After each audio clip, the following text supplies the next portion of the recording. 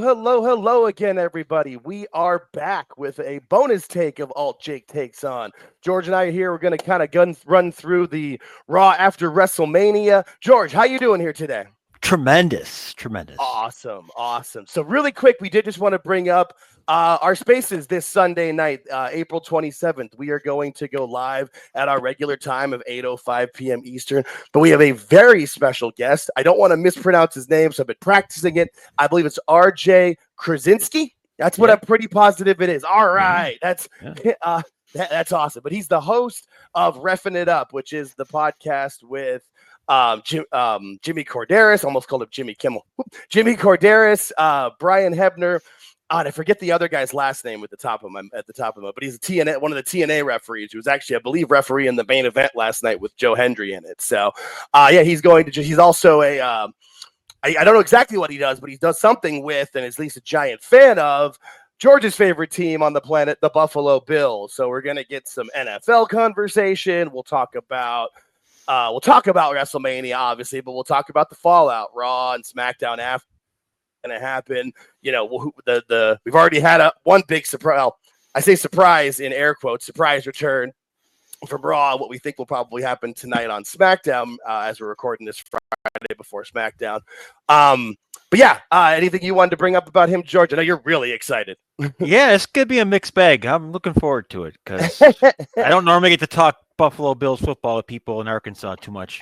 Yeah, well, you know what, and I can openly admit it. Like I'm definitely a sports fan, but as I've gotten older, I just haven't had as much time to devote to it. So my knowledge is kind of minimal. This one might be more of a time where George is running more of the show within those. But I'm excited. I'm really looking forward to it.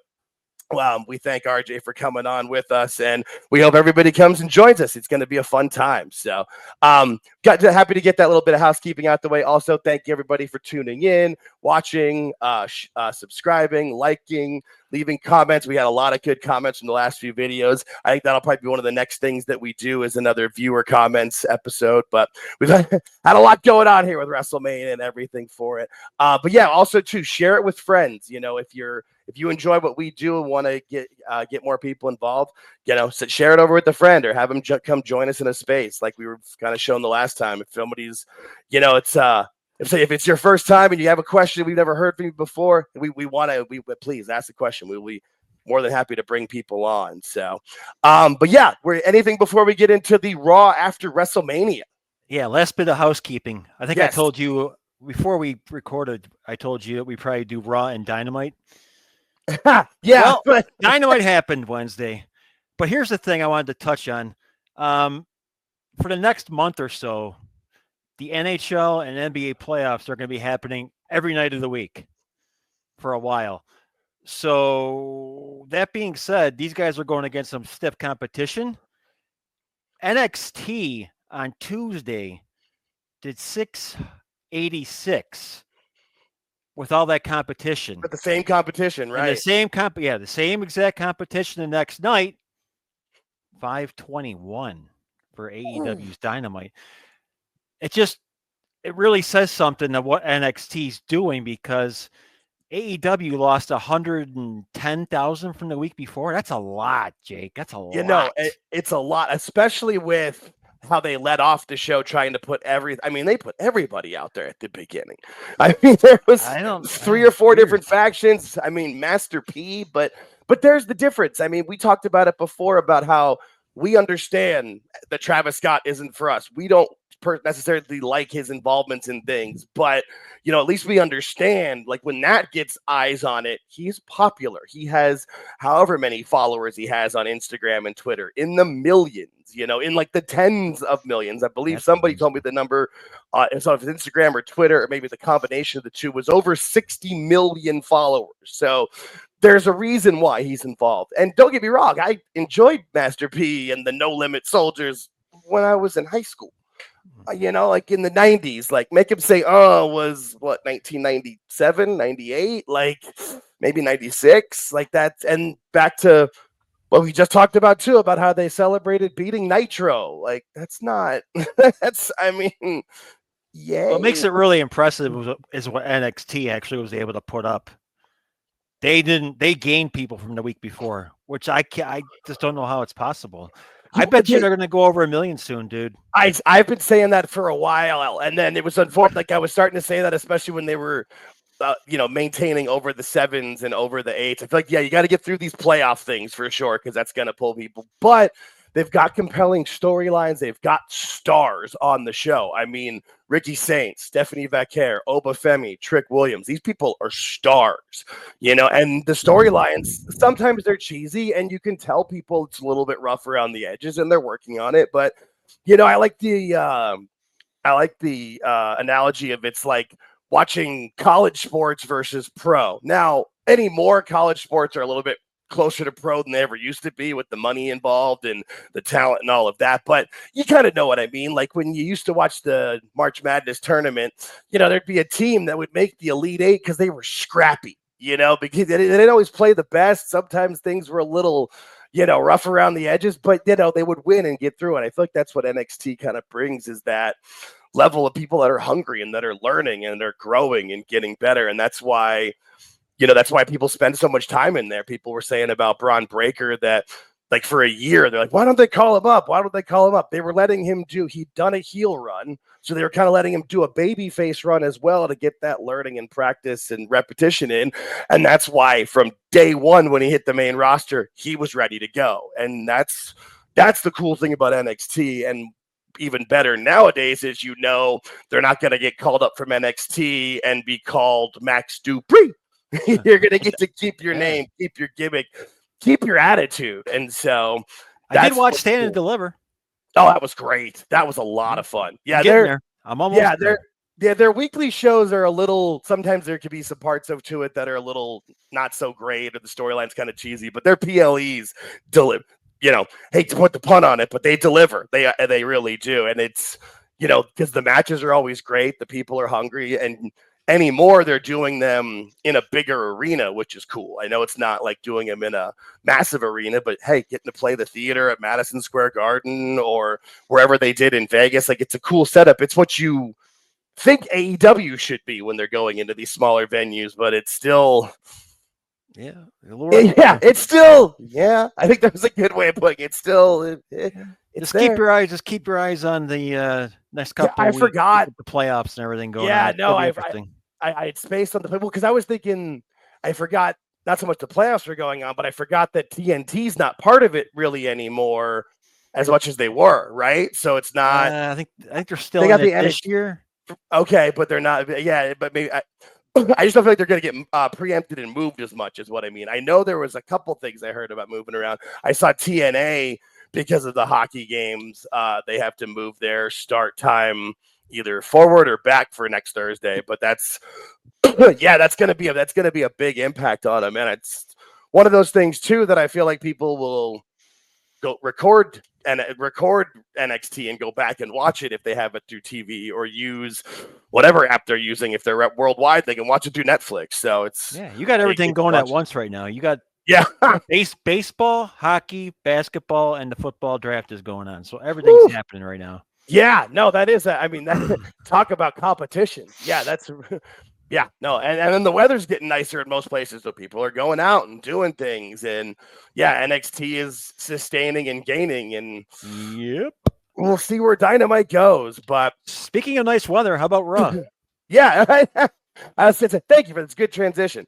Monday Night Raw. It was fun. I liked it. And I also live in a place where it's not so much getting nicer. Now it's starting to get hot. I live in the desert, so it's going to be a little toasty for me moving forward, but that's fine. I'll take it. But we'll start off with John Cena. Started off Monday Night Raw, as he should. I like how they've kept the very basic Tron and LED graphics of just black and white. Came out, cut a fun promo. It was what he was supposed to do. He was talking shit to the fans and saying what he did, and he told you what he was going to do and what his plans are, which is one of the reasons why I haven't been as critical of the finishes and the matches people have been of night 2. I didn't love it, but I didn't hate it by any means.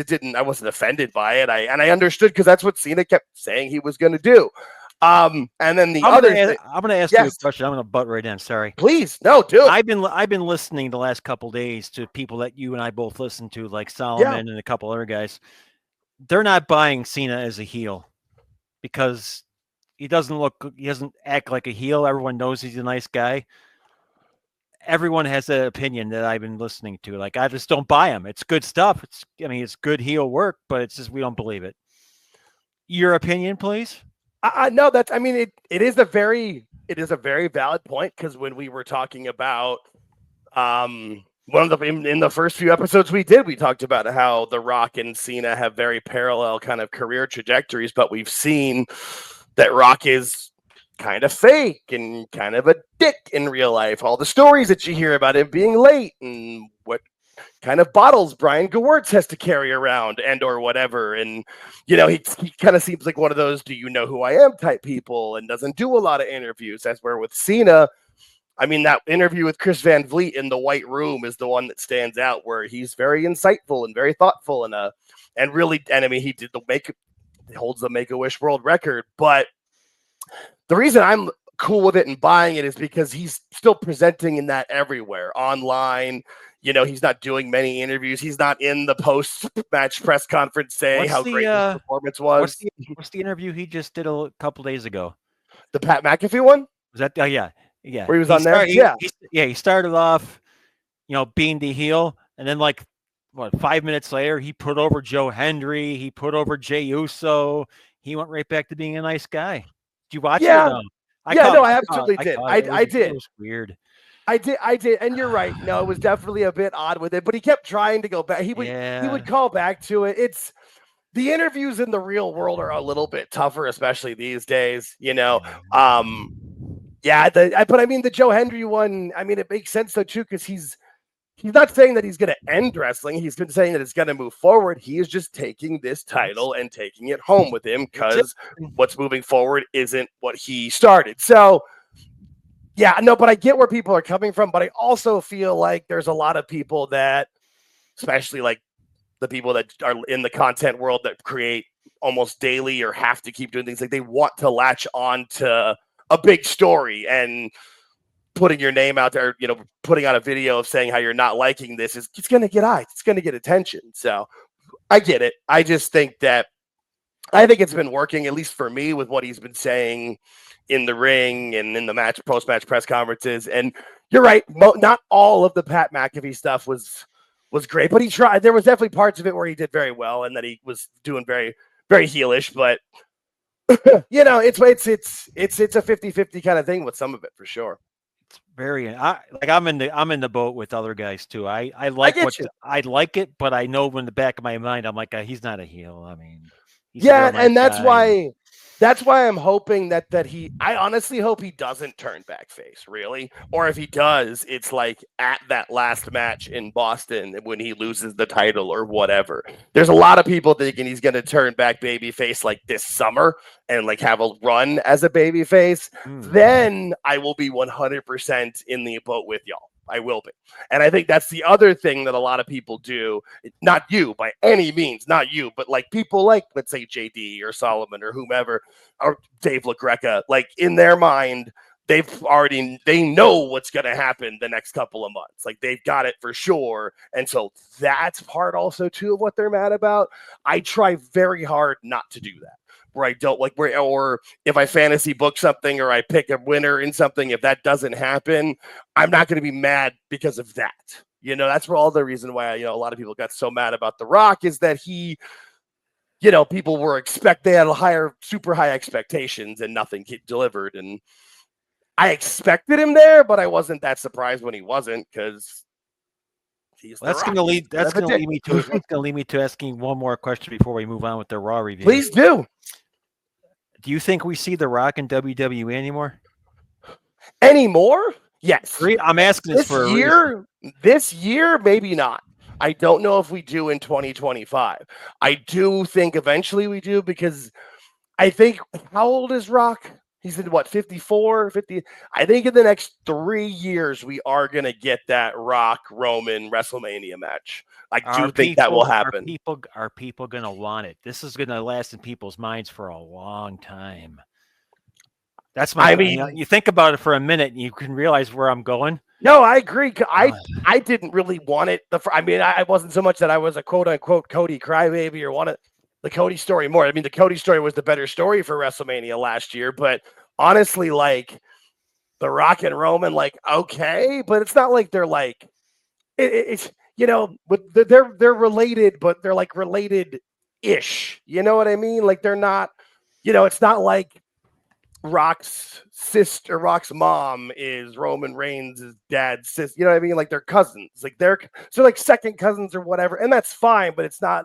It's like they grew up in the same house. That's really what I mean. Or like next to each other. Like they spent time together, but it's not as big of a story as they like to make it out to be. It'd be like like when Roman and Jey Uso had stuff in 2020 and 2021. Like that was more bloodline and more family to me personally, and I cared more about that than I would have about The Rock. But again, The Rock versus Roman Reigns on a marquee, it looks really cool, and you can sell the legend and the history behind it. So I fully understand it. It's just not. So I'm just wondering, like. I believe we'll see him again, and this could be a test run to see if the people still remember. Like it'll be like 3-4 months down the line, they're going to throw him out there and see how people react. Probably eventually, it's got to happen. Yeah, right now, people just don't want to see him at all. They don't even care. I'm not even a little bit. I don't care. Just do your Hollywood thing, relax. It's all good. Don't come back over here. Your creative sucks. Yeah, no, I get you. I'm with you 100%. Okay, on we go, my friend. Yeah, no, but that can lead us right to what happened after his promo when Randy, which was not that big of a surprise once they announced that Backlash was in St. Louis. That was, you kind of expected that, but I thought it was a cool way of doing it. Have Randy come out from under the ring and pop in with the RKO. I mean, you hear the story about how he got there? I saw the video. I was going to ask you if you saw the video. Yeah, there's the video online. Yeah, okay. That's pretty cool. Doing the old ring crew thing.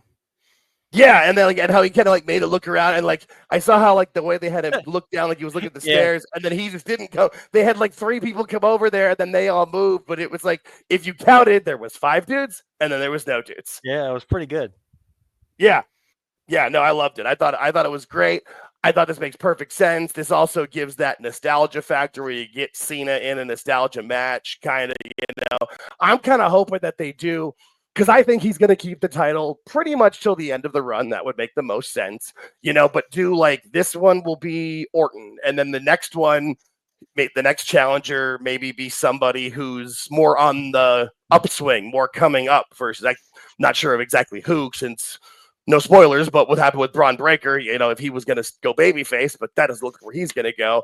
And then maybe the next one do CM Punk or Roman Reigns or Seth Rollins, do somebody more nostalgic. And then the next one do somebody on the rise. You know what I mean? Kind of alternate back and forth until it's ready to lose. That'd be kind of a fun way of going about it, I think, because I do feel like Cena does. Back to your earlier point of him being a good person, I do think he wants to work with as many people as he can and kind of help them learn. Yeah. I did like the right before the RKO, the oh shit. Yes, that was awesome. And it didn't get cut out of the replay because I rewatched it the next day just to watch it again because I thought it was done so well. And they didn't edit out they kept it. He just, oh, shit, bam. I thought it was great. Awesome beginning to a show. Yeah. No, I thought it was fantastic. I really did. And it sets themselves up for a fun Backlash for sure. The next thing on the show, pretty sure I've got the report up in front of me trying to remember exactly in order, but the next was Becky Lynch and Lyra Valkyria, where to no one's surprise, I don't think at this point, Becky turned on Lyra. I saw a lot of people upset about why they do it as a title change. Well, why didn't they just keep the titles on Liv and Raquel? And I kind of felt like this gives Becky, the reason they did it was to give Becky a story behind it in her mind of where, look, I came back with you and I'm the one who got the pin at Mania and won us the titles. You're the one who took the loss the next night and lost us the titles. So F you. That's the way I kind of took it. And this is where I think the crowd ruined it. Yeah, and that's kind of where we were saying it, before we got on air. We were like, they're out of Vegas, right? It's not so much anything against Las Vegas. I said it, and it's hard to remember exactly when because we've done a few different recordings. I was on with Phil for both nights of Mania, but one of the things that does happen and happens more and more every year now is the people that come into a town for Mania and buy the tickets to SmackDown, Hall of Fame, Raw, whatever, like especially the last 10 years, I would say, they've really kind of made it a point to go into business for themselves and try to take over the shows. That's why people were like, oh my gosh, Cody got booed on the SmackDown before Mania. Like, of course he did. You know, there was the people being smartasses. There's no other really way to put it. What was great was that his promo was so good that he shut him the hell up because he delivered with an amazing promo. But yeah, they did it a few different times on SmackDown and on Raw. This was noticeable here. Yeah, no, that to have her when she's turning heel to have her go back. It's not like she was doing, you know, when Bronson Reed tsunami'd Seth Rollins 6 times. A, Seth is a tweener by that point, and B, it's a cool move to watch a giant dude fly. Like Becky was just doing a rock bottom. It wasn't anything special. Yeah, but here's the thing. She turns heel. The crowd chants one more time. As a heel, you don't give it one more time. You walk. Bingo. Yes. Yeah. Great call, my friend. 100%. Yeah.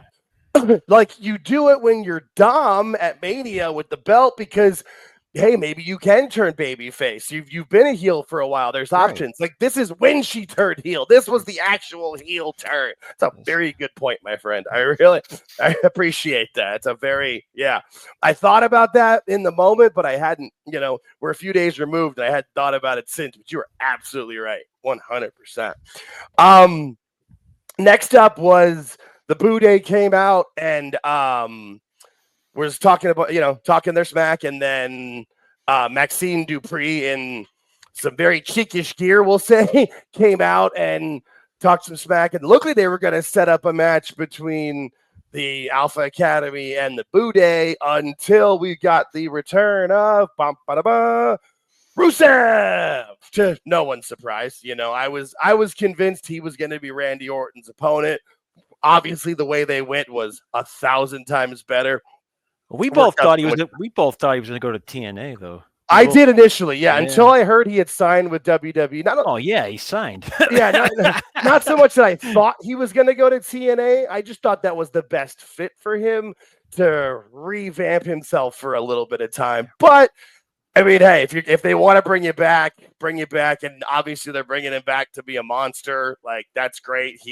I had a picture of him, uploaded him of choking out Otis, but it didn't come out the best. It was kind of blurry, and YouTube might have been mad about that one because it's a pretty good choke he's got on him. But it's good to see him back.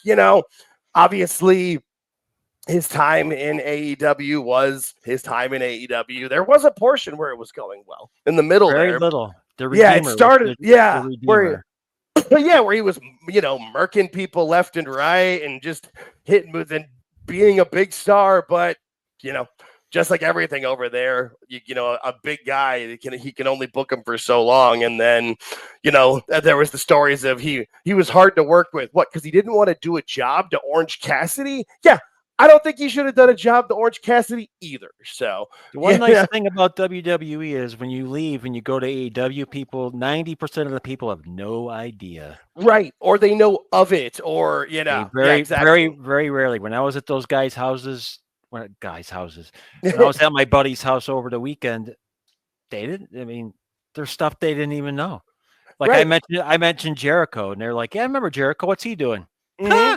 Stuff like that. They don't have no clue. Did you, speaking back to before about the playoffs, did you see the headline that came out in Toronto about who attended the Maple Leafs game? Yes. WWE superstars Edge and Harry. They called him Adam Copeland at least, but Trish Stratus and Adam Copeland. They didn't say anything about AEW. Oof. God damn, Trish looked good in a hockey uniform. Oh. Yeah.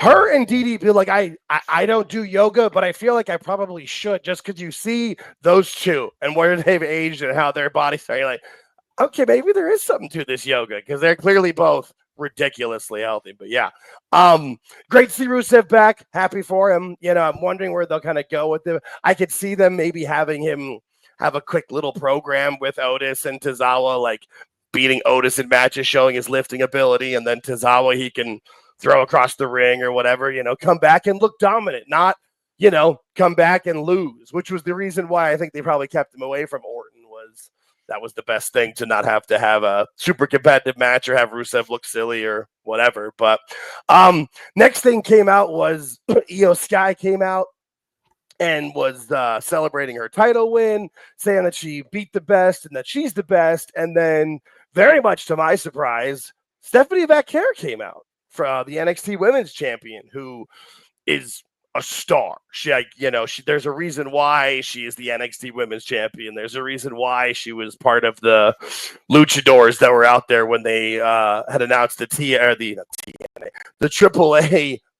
acquisition. But this match was great. I thought it was they both got a wonderful showing in the match. They both, was competitive, and then you had a DQ finish where neither of them looked bad. You had Roxanne come out and cause trouble, and then even Julia come out in apparently what's her heel look from her time in Stardom, which I didn't know, but saw that on Twitter where someone had a picture comparison with her hair and what she was wearing. Yeah, the purple things. Yeah, the way she was setting the gloves and other stuff. So that's cool. But this was I thought it was really cool to see. I kind of always laugh when people talk about, where they call Triple H some very racialist, we'll say, names, and saying that he just likes talent. I mean, you have a Japanese woman and a Chilean woman as champions facing off each other as baby faces, and you got This Is Awesome chants, and the crowd was super into it, and both of them come out of it looking stronger and have storylines moving forward. Rhea Ripley then came out at the end of it to kind of make the save after Julia came out. So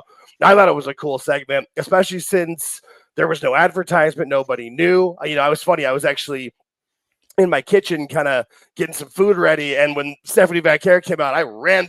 I didn't think Iyo was going to wrestle. I didn't realize she was in her gear. I came back, sat down, watched that whole match, and then went and made dinner. It was great. I'm interested if they're calling them up, or they just brought them up to see how the crowd reaction was. I think that was for this one, at least for Stephanie. I think she was kind of just to kind of show her off and see what she was doing, because I knew there was going to be a lot of eyes on the show and that whole thing. Because I don't know this for anything but I keep feeling like this year the draft will be more of an actual draft of drafting people up from NXT to the main roster. There might be some movement of people from SmackDown to Raw, but if there is, it should be very minimal. Let that be that transfer portal whenever they want to do that, or transfer window, however they want to call that. Let that be for to roster movement, and then the draft be like an actual draft. Maybe only do on one show and one night, because there's not that many people. You don't want to call 10 people up to both shows in one thing, but maybe each show gets 5 draft picks, and then 5 people go up to each show, or maybe 4, whatever. But I think that will be a better fit. Plus, it then makes it more of an actual draft. But we'll see. I'm very interested to see how they. I wonder when they're going to announce the draft. Yeah, I feel like that's coming up soon. I thought it would be, and might be tonight, maybe, actually, because I feel like tonight, like the Raw after Mania is still part of Mania, and they're trying to make the SmackDown after Mania that too, and there will be some I think Aleister Black re-debuts tonight and that whole kind of thing. But I feel like, the Raw after Mania is the bookend to Mania weekend, and then the SmackDown kind of kicks you off into the next year. It's like the fiscal year situation. So 2025 really kicks off from here. And that could be something that they really kind of drive it home with, of, announcing the draft tonight, so that moving forward, here we go. Because they've already announced Money in the Bank. And they just announced that, right? That was what they announced. It's going on with AAA at the same day. Plus the second night of the NFL draft is tonight. Is it? Okay. Yeah. Right. I didn't know if they did Thursday and then took a day off and then did the Thursday, Friday, Saturday. Yeah, I mean, it's smart. Maximize that time. If people are going to watch, people are going to go. You can sell tickets to them as multiple days. Makes sense to me. I'm watching it. Absolutely. No, I mean, it gets big ratings, so why wouldn't they? Next up was Jay. Jey Uso came out, had a big giant yeet entrance with the belt. Looked great. I thought when he first paused and he had that kid come next to him in the full gear, and that kid was just doing it. That kid's face was just shocked. That kid had no idea where he was. Like, that was which was just awesome to see. That kid's a fan for life now. There's nobody cooler to that kid than Jey Uso, literally for the rest of his life. That was awesome. Cool segment. Jay coming out and cutting a promo. Sammy coming out and congratulating him. Thankfully, he didn't turn. I saw on Twitter when I was watching live that people were hoping for a heel turn in that moment, which probably would have been a Vince move, either Russo or McMahon, whatever, hot shot booking. But it was cool to have that moment where Sammy got to congratulate him and say how proud he was of him and give him a hug. And then Jimmy came out and they got to have their moment. I mean, those three were why people loved the Bloodline story for a while, especially when there was that dynamic of the tribal chief being a jerk and Sammy having to, say he wasn't feeling oozy and having fun with it and the Waffle House stuff. And, you got to have those feelings, all those comebacks when the three of them did. That's why I love this picture when they're doing the dap together. It was fun. I thought it was a nice, really cool, feel-good segment is what it was. Yeah, they gave Sam time off. He's back, so let's see what they do now. Yeah, exactly. It'd be cool to see it moving forward. Wouldn't be surprised if at least while Dom is still a heel, maybe have Sammy go for the Intercontinental title or something, because I don't think Dom's going to be a heel for long. So you got to have him wrestle as many baby faces now as you can, because it feels like that kid is turning it around quick. The next segment that might not have made people feel so good was, which I thought they did so damn well, was when, because right after the commercial break, you come back to it, and there's no entrance, there's no talking. You just have Gunther yelling at Michael Cole and Pat McAfee at the desk with whatever he was saying, like, you guys are doing this, you're talking bad about me, say it to my face. Cole just stands up like, hey, I'm trying to do my job. Gunther kind of pushes him and grabs him like this. He actually almost choked him for a second. And then McAfee gets involved and Gunther just goes insane. Just chokes him and just wouldn't let go. And, back there on the right side of the picture there, you can see McAfee's boys from his TV show trying to come out and get involved. I thought it was a cool segment. People are like, oh, what's he going to do? Wrestle McAfee now? I don't think so. I thought it was just a great way to get Gunther written off television for a while through a suspension. And then, they can kind of use this with McAfee, with all the announcers moving forward. Like, hey, watch what you say. Or even when Cole was talking to Adam Pearce afterwards and telling him, hey, you got to get this under control and all that stuff. It was fun. I enjoyed it. The cool parts when Tessitore came out with his jacket off, ready to defend Michael Cole. Then he put his jacket back on after all was staged. That was pretty cool. I like that. Yeah, I just don't know where McAfee's got to get something back, don't he? I mean, not him, maybe somebody. Yeah, I mean, or something. You can't just let this slide.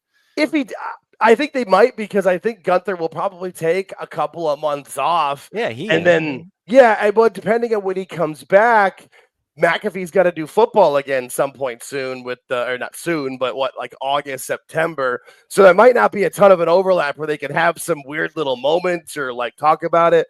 We'll see. It'll be interesting. Like, obviously they did it for a reason. They didn't just do it to do it. There was something behind it. I'm just not 100% sure what.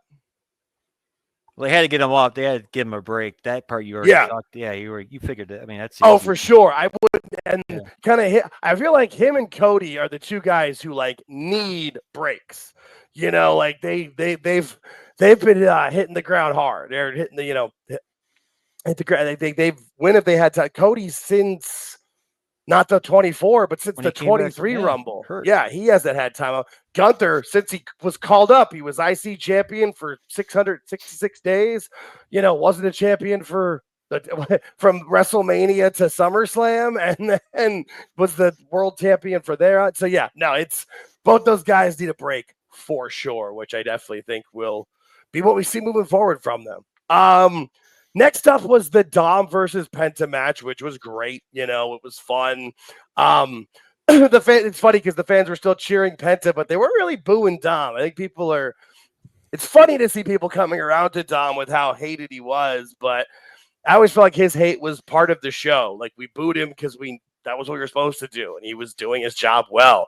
The big surprise of this match was JD McDonough coming back and getting involved in helping Dom win. I like this picture because with Finn looks surprised by it, like he didn't know, which is odd since JD's really his boy. So it's going to be interesting to see how they do all of this and what they play. But it feels like they're trying to maybe now make it to where, at least they're presenting it, where maybe Finn will end up being the babyface and the group turns on him. But I think that might have been what they thought they were going to do, and that's maybe why they had the demon stuff behind Finn in certain pictures or certain shots in the vignettes in the back of the clubhouse or whatever. But I think they'll listen to the crowd and change it because Dom's, if he's not a baby face now, he's gonna be sooner than later. Like it's started. We'll see. People are loving him. We'll see when he gets out of the Wrestlemania crowd thing, and we'll see what Yeah, happens. that is true. That is true. But I definitely feel like it's more. I feel like the cheering for him, it's a respect thing. Like we were talking before, we see it, we get it.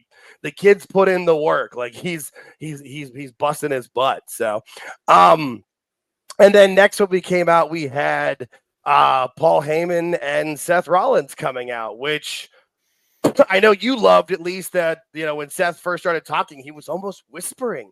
Like he wasn't. He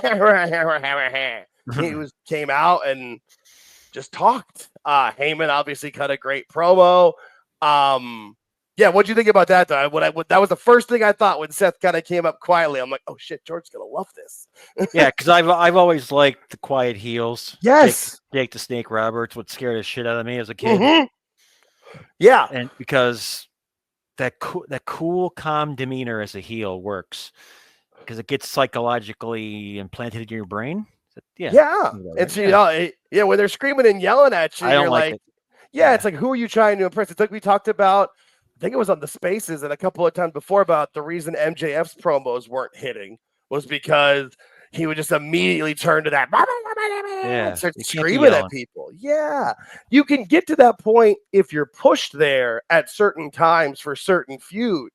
But every single feud, every single time, it just doesn't work. There was no need for Seth to come out and yell. Why? No, exactly. Yeah. He got what he wanted. No, and then obviously there's going to be hell to pay with CM Punk coming out and Roman coming out and all of that stuff. But I think the biggest surprise of the show. Whoa, before you get there, what they snuck in was the credits. They did. They threw up the credits like when Seth was standing there with Paul, and I'm like, okay, what the hell's this? Yeah, like, they're going off, and then they went another 20 minutes. I was just gonna say, I forgot because it wasn't like the credits with CM Punk's return at Survivor Series, where it was like almost like as the watermark is fading away, then he comes back. Like, no, there was a good while. I kept thinking, I'm like, is this gonna end or because I forgot about it. You're right. That was more little things they do out. The little things make such a big difference. And that's one of the best things. That was great. And then I think what was unexpected by just about everybody was, Roman, he gave Paul Heyman the Superman punch, took Seth out and set up Paul to get speared, but was speared himself by Braun Breaker, which I absolutely loved. This makes so much sense. Like, this is the Dangerous Alliance meets Evolution almost, with the present champ, the future kind of coming up, especially if, Heyman's in that kind of like Flair-ish role where he's guiding everything. I think Becky Lynch is going to be part of it. They might everybody's speculating if they're going to bring in somebody else. I don't think they necessarily need to. Nope. But I think it would be very cool if they did, especially if it was like a giant monster or something. I know Breaker is strong and he's a beast, but I feel like you got to present him more if we're going to compare to Evolution in like the Orton place, where he's the complete package. Ooh, sounds like you got something. What's that? Oh, who? Oh, who? I think he said ooh. Yeah, that's why I don't know if they need anybody to. But I'm trying to think as you're describing the person. I'm thinking I can't think of anybody. Yeah, I can't. It's one of those things that somebody said something to me on Twitter the other day, and they brought somebody up. They said Bronson Reed. Bronson Reed might work when he comes back, and I wasn't sure. I like the idea of it being a monster, somebody, because then Breaker doesn't have to be the muscle. Because usually in a group, the muscle's kind of just the muscle. But I feel like Breaker is more, like I said, to compare to Evolution, he is that complete package. He's what Randy Orton was then. So if Bronson Reed comes back, we're supposed to forget about the fact he splashed Seth Rollins 17 fucking times.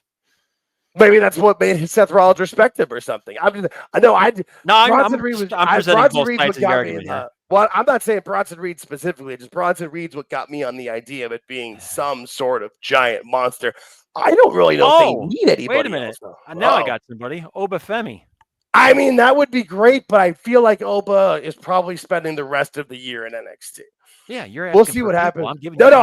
I'm not. I'm saying people are asking for people. Yeah, I think they'd leave it alone.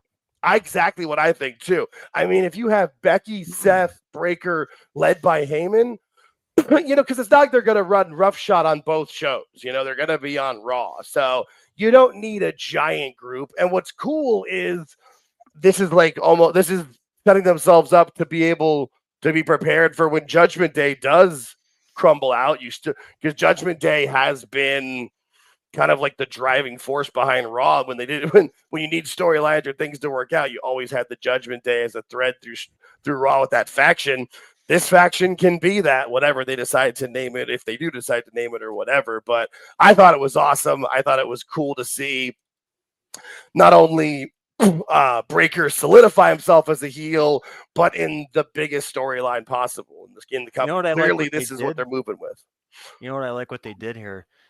Every fan has been saying, "Yeah, Braun Breaker is going to be a great baby face. They're going to turn him baby face. Look at it. Everyone's barking. Barking." And then next, he's not. And people will still bark. People can still bark, but the barks and there'll be boos with it, and it's just going to work. You know what I mean? That was unexpected. It really, really was. But it was one of those things that the moment he pulls the hood back, you're like, whoa. Oh, yeah, though. Like, yes, I like this. This works for me. I was very impressed. I liked it like you did just because of the fact that everyone's been calling for his babyface turn. Yeah. And they're like, we're going to double down. Right. And what's great is you still have that whenever he decides to turn on Seth. It's going to be a while. Exactly. No, well down the line. The thing is, he turns 27 like next week or something like that, or sometime this year. Like he's a child in this industry, and now he gets to travel and learn from Heyman and Rollins for as long as they have this together. Holy crap. That's just awesome. I am ready for that. So it was a nice way to go off. Nice way to go off the air. So I really, really agree. And they set themselves up for what's going to happen next week. There's going to be some stuff going in on SmackDown tonight. Obviously, we can, if something major happens, we can jump back on, do a quick take tomorrow. But most likely, we'll probably just talk about that on Spaces and then on our show that we do next week. So back to, here as we try to be a professional with it here. Throw this back up, because we want everybody to come join out. We've been getting more and more viewers for our Spaces each week. Some more regulars coming in. We'll definitely, as they know, we will call on them when they have questions and talk about our topics. Like we said, this one might be a little bit different with it having some NFL talk, but I feel like that'll excite a lot of people because everybody loves the NFL. I mean, it's, the most popular thing in this country. So don't be DMing me saying, why is football on the thing? I already got a couple. So for sure. Why is football good? I go, oh boy, I'm not going to answer the question. Come and say something stupid. Yeah, no, for sure. That's called diversity. Diversity. Yeah, right?